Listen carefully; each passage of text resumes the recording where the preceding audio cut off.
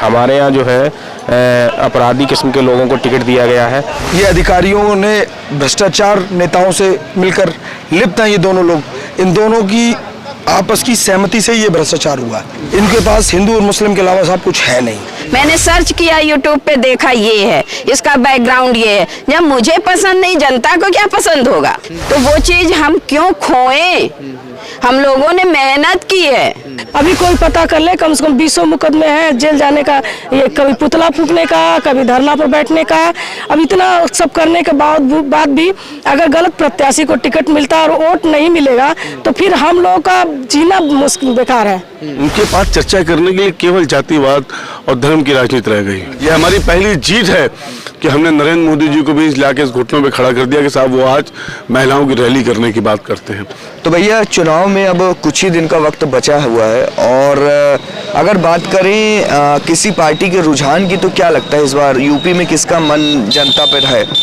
जनता जो है, जो हमारे यहाँ, जैसे तो मैं तो वैसे कांग्रेस पार्टी का हूँ, तो कांग्रेस पे मैंने 2017 से लेके अभी 22 तक मैंने तैयारी की है। और कांग्रेस पार्टी ने युवाओं के लिए जो कहा था कि हम आपको टिकट विकेट देंगे, लेकिन इस प्रकार का कुछ भी दिख नहीं रहा है। ज़मीनी स्तर पे कहीं किसी युवाओं को हमें टिकट नहीं मिला है। हमारे यहाँ जो है अपराधी किस्म के लोगों को टिकट दिया गया है।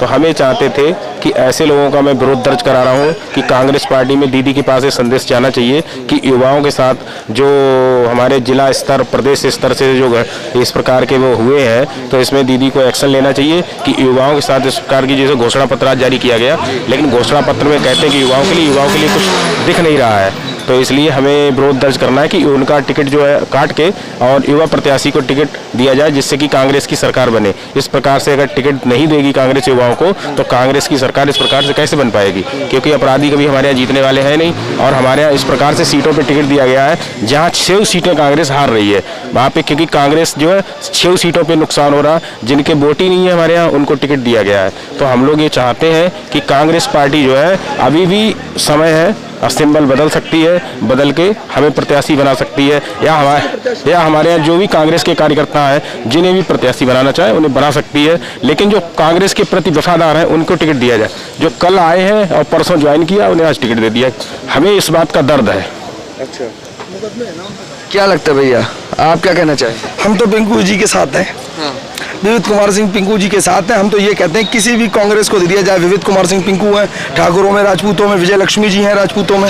इसके अलावा गंगवारों में जगदीश गंगवार जी हैं, जिला पंचायत सदस्य रहे हुए हैं। तो मैं तो सबके पक्ष में हूँ, किसी को दे दिया जाए, लेकिन ऐसे मुकदमे वालों के लिए हम तैयार। क्या लगता है कि इस बार जो 5 साल का कार्यकाल रहा भाजपा सरकार का, कैसा रहा? बहुत ही बुरा रहा। किसानों में हाहाकार मचा हुआ है। एक भी धान, 1 कुंटल भी तौला नहीं गया MSP पे। ये अधिकारियों ने भ्रष्टाचार नेताओं से मिलकर लिप्त हैं ये दोनों लोग। इन दोनों की आपस की सहमति से ये भ्रष्टाचार हुआ और ये जनमानस को पता है। आवारा पशु बहुत बड़ी समस्या है। इनके पास हिंदू और मुस्लिम के अलावा सब कुछ है नहीं।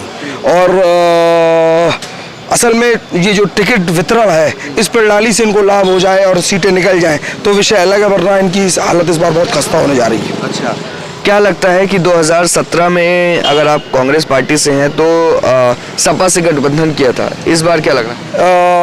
इस बार अच्छा निर्णय है प्रियंका जी का कि उन्होंने गठबंधन नहीं किया, क्योंकि ज़्यादा से ज़्यादा अपने लोग सिंबल पे लड़ेंगे, पार्टी खड़ी रहेगी, कार्यकर्ता दूसरे दलों में नहीं भागेगा। लेकिन टिकट वितरण से ये टिकट वितरण सिर्फ एक कटरा विधानसभा का ही इशू नहीं है, सारी जगह टिकट वितरण अच्छे से नहीं हुआ। हमें टिकट वितरण अब करना चाहिए था। लिस्ट हमने जल्दी निकाल दी पहले प्रथम 2 चरणों की, क्योंकि बसपा जो है वो अब टिकट वितरण कर रही है, इसका लाभ मिल रहा है उसको, सामाजिक समीकरण, जातीयत समीकरण साधने का। तो जल्दबाजी में ये जो निर्णय लिया गया ये गलत निर्णय है। क्या लगता है इस बार वोट किस पर पड़ने जा रहा है, जाति पर या फिर विकास पर? जातीय समीकरण में सरकारें बन रही है। जातीय समीकरण सबसे ज़्यादा उत्तर प्रदेश में हावी है। तो सभी लोग ये चाहते हैं जिस बरादरी का अधिक से अधिक कैंडिडेट है उन्हीं को जिता रहे हैं और जातीय समीकरण हावी रहेगा। तो हम लोग यही चाहते थे कि कांग्रेस पार्टी अगर हमें वहाँ से चुनाव लड़ाती तो 100% में युवा प्रत्याशी था जीत क्या था। वहाँ पब्लिक में हमें टिकट ना मिलने से काफ़ी रोष है और पब्लिक काफ़ी नाराज़ है।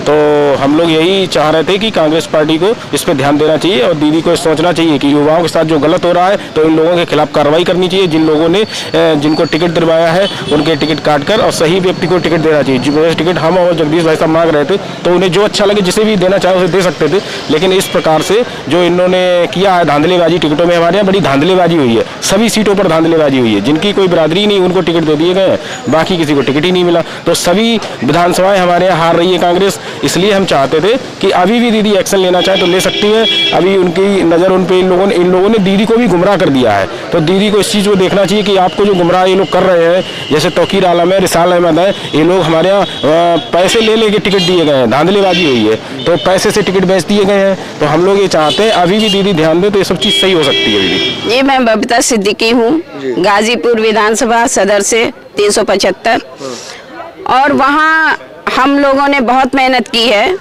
और आज से नहीं 2001 से कर रहे हैं, 5 साल से। तो जो बूथ बनाया गया उस पर बहुत कड़ी मेहनत की गई है हम लोग। और इन लोगों ने जो हमारे कार्यकर्ता जो 15 लोग दावेदारी में अपने अपने फॉर्म भरे हैं, जो प्रोसेस होता है पार्टी का वो पूरा किया गया, उनमें से किसी को ना देते हुए 15 दिन से आए हुए लोटन राम निषाद को इन लोगों ने टिकट दिया है। इसका विरोध है। किस पार्टी से आए? हम लोग कांग्रेस पार्टी से। नहीं, वो जिनको पहले सपा में थे, सपा में राम जी और श्री कृष्ण जी पे कुछ ऐसे ही विघन उन्होंने बोला था, जो भी कि हमारी आस्था नहीं है, वो लोग काल्पनिक हैं, ऐसे वैसे जो भी। तो उस चीज पे उनको जो है तो माननीय अखिलेश जी ने निकाल दिया था अपनी पार्टी से। अब ये जो है हमारी पार्टी में 15 दिन से किसी दलाल के थ्रू आए होंगे, जैसे भी, अब हम तो ये नहीं जानते, लेकिन उनको पहले बैकग्राउंड पता करना चाहिए था। हम नहीं चाहते हैं किसी भी गलतफहमी के से उनको टिकट मिले। आप जमीनी नेता हमारे 15 कार्यकर्ता 20 कार्यकर्ता जो है उनमें से किसी को दे दें, हमको विरोध नहीं है। जो हम लोग काम करते हैं जहाँ मिल के भाई, और जो नहीं काम किया है 15 दिन से आया उसको टिकट आप कैसे दे दोगे? अच्छा, हम नहीं चाहते ना। हम जब हम कार्यकर्ता होके उसे नहीं पहचानते थे तो वो क्या, जब उसका लिस्ट में नाम आया तो हमने सबसे पहला क्वेश्चन अपने वरिष्ठ से किया कि ये कौन है। तो हमारे वरिष्ठ भी कहे अरे कोई है पता नहीं, शायद सपा में था। मैंने सर्च किया यूट्यूब पे, देखा ये है, इसका बैकग्राउंड ये है। जब मुझे पसंद नहीं, जनता को क्या पसंद होगा? तो आपकी पार्टी का भी ये नारा है लड़की हूँ लड़ सकती हूँ, आप खुद महिला हैं, क्या लगता है आपके साथ अन्याय हो रहा है? बिल्कुल नहीं, महिलाओं के साथ अन्याय नहीं हो रहा है। हाईकमांड को इस चीज की नॉलेज नहीं होगी, और हम लोग जिला अध्यक्ष से सबसे कह भी रहे हैं कि ये चीज पहुंचाई जाए वहां तक। फेसबुक और जो मीडिया है, सोशल मीडिया, उस पर हम लोग डाले भी हैं, लेकिन अभी तक हम लोगों की बात पहुंचाई नहीं गई है। कल इलेक्शन आ जाएगा, वो लड़ेगा, 1000 वोट में सिमट जाएगा, तो ऐसे आदमी को फिर हम लोग कांग्रेस पार्टी से हैं तो हम जो जनता हमसे कहेगी कि आप कांग्रेस की हैं और 1000 ही वोट में सिमट गई, जो कि हर घर में कांग्रेस की एक बोल है। हर घर में हम लोग घर में जाते हैं तो कोई ना कोई एक आदमी कहता है कि मुझे कांग्रेस पसंद है। तो वो चीज हम क्यों खोएं? हम लोगों ने मेहनत की है, तो हम चाहते हैं कि उनका वोट मुझे मिले। इसलिए हम चाहते हैं कि हमारे उन कार्यकर्ताओं में से किसी को मिल जाए, लेकिन उन्हें न मिले। क्या कहना है आपका, किस चीज से आप नाराज हैं? मैं बबीता जी की बातों से सहमत हूँ। ये हमारी फ्रेंड है, हमारी क्लास फेलो, और हमारे शुरू से ये जानती है, मेरे साथ शुरू से 22-23 साल से राजनीति की हैं। हम लोग छात्र राजनीति भी किए हैं, जिसमें किसी पार्टी का लेवल नहीं था। तो जब सन 2000 से हम लोग लगातार कांग्रेस का झंडा डोर है, और कांग्रेस का बहुत बड़ा कार्यक्रम, महिला सम्मेलन से लेकर के धरना प्रदर्शन, लाठी खाना, जेल जाना। अभी कोई पता कर ले, कम से कम 20 मुकदमे हैं जेल जाने का, ये कभी पुतला फूकने का, कभी धरना पर बैठने का। अब इतना करने के बाद भी अगर गलत प्रत्याशी को टिकट मिलता और वोट नहीं मिलेगा तो फिर हम लोगों का जीना मुश्किल, बेकार है। हाँ, हम लोग मरने की स्थिति में आ गए हैं। आज तक सुनते सुनते कि कांग्रेस मरी है, कांग्रेस सोई है, कांग्रेस ये है वो। अब जब कांग्रेस जग रही है तो फिर से अब हम मरने की स्थिति में आ जाएंगे अगर इस तरह का वोट मिलेगा तो। लाठी डंडा खाने के लिए कौन रहेगा? आज उस पार्टी किसी का भी आज तक हमने विरोध नहीं किया। वैसे आदमी को आप टिकट दे रहे हैं जिसको हर पार्टियों ने लात मार के निकाला है। अखिलेश जी ने निकाला, वीआईपी पार्टी ने निकाला, कोई पार्टी नहीं जब दे रही थी तो कौन इसको दे करके कितना वोट पा जाएगी कांग्रेस। ये बड़े नेताओं को, हमारे शीर्ष नेतृत्व को, हमारे माननीय अध्यक्ष लल्लू जी को, हमारी प्रियंका दीदी को अंधेरे में रख करके टिकट दिया गया है। क्या लगता है कमी कहाँ पर है? कमी इसी का, जो दलाल हम लोग को भगा रहे थे, घसीट रहे थे, गाली दे रहे थे, ऐसे ही दलालों की वजह से उसको टिकट मिला है। हाँ, दलाल क्या ये मानती है कुछ पैसा ले दे के भी मिला है क्या? तो दलाल मतलब कुछ भी कर सकता है, पैसा लेन देन सब कुछ कर सकता है, उसका तो काम ही है इस तरह से। देखिए, उत्तर प्रदेश में जिस हिसाब से बेरोजगारी बढ़ी है और आपराधिक चीज़ों में युवा इन्वॉल्व हो रहे हैं, इसकी एक सबसे बड़ी वजह थी कि उत्तर प्रदेश सरकार रोजगार देने में पूरी तरह से नाकामयाब रही है। उत्तर प्रदेश में 16 जो परीक्षा के पर्चे थे वो लीक हो गए। आप सोचिए कि एक युवा नौकरी के लिए तैयारी करता है और उसके बाद जब उसके लिए अप्लाई करना होता है तो जो 2-4-5 हज़ार रुपये जाते हैं अप्लाई करने के लिए, कहाँ से उसकी व्यवस्था करता है। और 5 हज़ार रुपये की जब वो फॉर्म भरता है, उसके बाद आप सोचिए कि वो ट्रेवल करके पैसा खर्चा करके जाता है कि उस परीक्षा में बैठता है, वो परीक्षा कैंसिल हो जाती है। तो सोचिए उस युवा के दिल पे क्या बीतती है। इन सब चीज़ों को ध्यान में रखते हुए, क्योंकि उत्तर प्रदेश में 20 लाख वैकेंसियाँ खाली थीं, तो कांग्रेस पार्टी ने इस बात का संकल्प लिया है कि जिस दिन हमारी उत्तर प्रदेश में सरकार बनेगी उसके 2 महीने के अंदर 20 लाख नौकरियों का हम युवाओं को देंगे, जिसमें से 6 लाख नौकरियां महिलाओं के लिए होंगी, क्योंकि हम 40% महिलाओं को हिस्सेदारी भागीदारी देना चाहते हैं। क्योंकि उत्तर प्रदेश महिला अपराध में नंबर 1 है, चाहे हाथरस की घटना हो, चाहे भारतीय जनता पार्टी के गुंडों के द्वारा लखीमपुर खीरी में समाजवादी पार्टी की महिला की साड़ी फाड़ने की घटना हो और उसके ऊपर अखिलेश यादव को चुप रहना हो।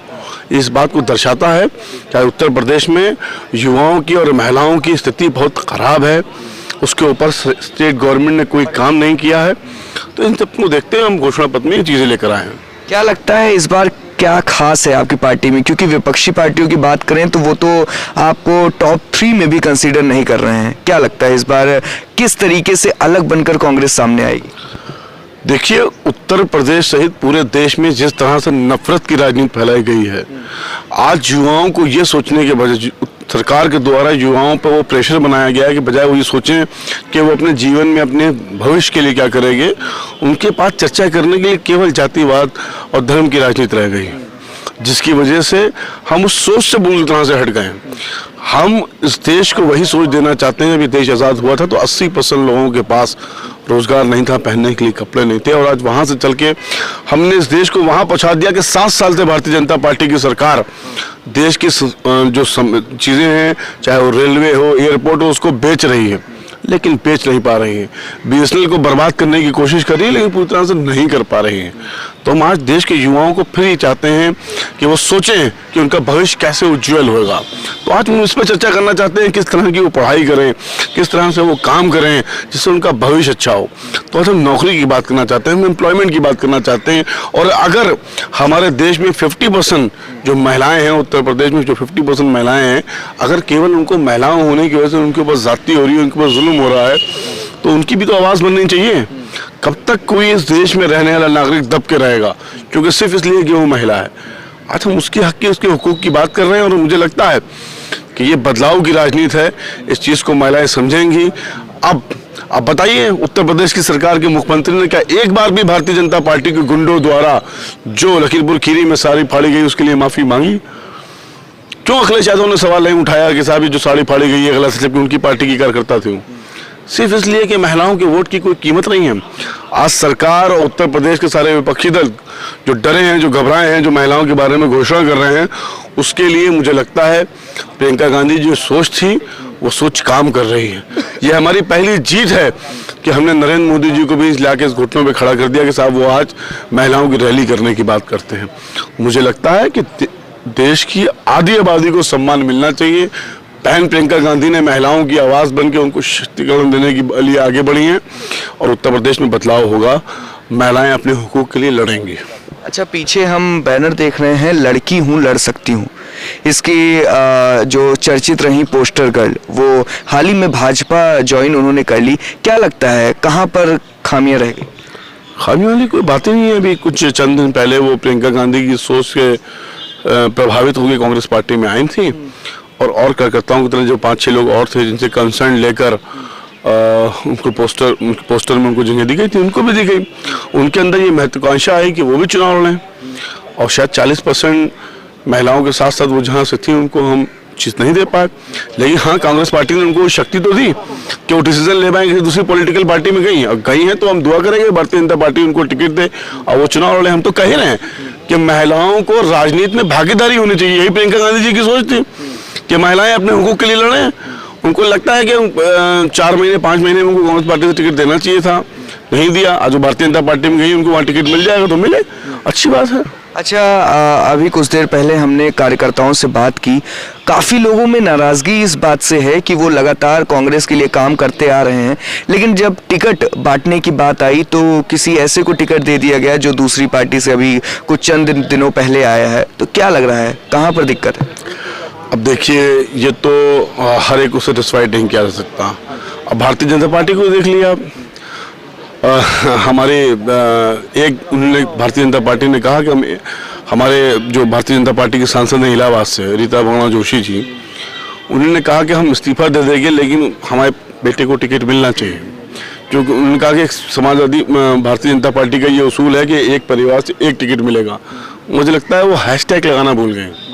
उस हैशटैग में ये है कि अगर ब्राह्मण परिवार से कोई होगा तो भारतीय जनता पार्टी के लिए सारे नियम बनाएगी और किसी दूसरे के लिए नहीं है। किसी एक समुदाय, किसी एक जात के लिए उसमें छूट दे दी गई है। इसलिए तो राजनाथ सिंह जी बताइए केंद्रीय मंत्री रहेगी, उनके बेटे को भी टिकट मिलेगा, वो विधायक रहेगी, उनके दूसरे बेटे को भी टिकट मिलेगा। खुशी दुबे की बात होगी तो 2 दिन पहले उसकी शादी हुई है, वो कुछ जानते नहीं है। उसको ये भी, खुशी दुबे को तो ये भी नहीं पता होगा कि उसके परिवार में कहाँ जो है वो चीज़ें रखी हैं, लेकिन उसको अपराधी बना के जेल में डाल दिया गया। और वहीं आप देख रहे हैं उत्तर प्रदेश में बड़े माफिया जिन्हें लखनऊ में AK-47 से गोली चलाई, वो खुलेआम क्रिकेट खेल रहे हैं क्योंकि किसी विशेष जाति से वो आते हैं। तो सब जानते हैं कि भारतीय जनता पार्टी को ब्राह्मणों में समस्याएं हैं और समस्या हर जगह होती है। लेकिन क्या हम किसी एक बिरादरी के होने की वजह से, जात के होने की वजह से जाति तो नहीं कर रहे हैं?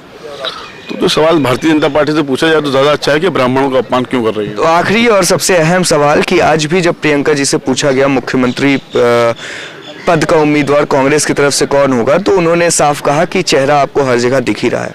आपका क्या मानना है और कार्यकर्ताओं में किस तरीके से प्रियंका जी को लेकर उत्साह है? उत्तर प्रदेश में प्रियंका जी जो हैं वो महिलाओं की, युवाओं की आवाज़ बन के आई हैं। उन्होंने कहा है कि 20 लाख सरकारी नौकरियां सरकार बनने पर तुरंत ही मिलेगी, उसमें 60% 6 लाख महिलाओं को मिलेगी। अब उत्तर प्रदेश में सरकारी नौकरी के लिए जो फॉर्म भरेगा, परीक्षा देने के लिए जाएगा, उसको किराया नहीं खर्चा होगा, उससे पैसे के नाम पे उसको उत्तर प्रदेश सरकार की तरह से योगी आदित्यनाथ ने लूटा, उसको लूटा नहीं जाएगा। तो चेहरा तो उत्तर प्रदेश में प्रियंका गांधी है क्योंकि उनके नेतृत्व में चुनाव हो रहा है, उसमें क्या उनसे ऐसी बात है, सब जानते हैं कि चेहरा कौन है। तो देखा आपने कि किस तरीके से आसिफ जी ने बताया कि कांग्रेस इस बार पूरे नई तरीके से चुनाव लड़ रही, महिलाओं और युवाओं पर उनका खास फोकस इसलिए है क्योंकि जो अभी मौजूदा पार्टियां हैं या फिर जो मौजूदा सरकार में पार्टियां हैं, उन्होंने उनके बारे में ज़रा भी नहीं सोचा और बहुत ही बेबाकी से इन्होंने हमारे सारे ही सवालों का जवाब दिया। हमसे बात करने के लिए बहुत बहुत धन्यवाद। और मैं आपके चैनल के माध्यम से उत्तर प्रदेश की जनता को अपील करूंगा कि चुनाव में निकल के पार्टिसिपेट करें, वोट डालें और राजनीतिक हिस्सेदारी अपनी ज़रूर लें। धन्यवाद।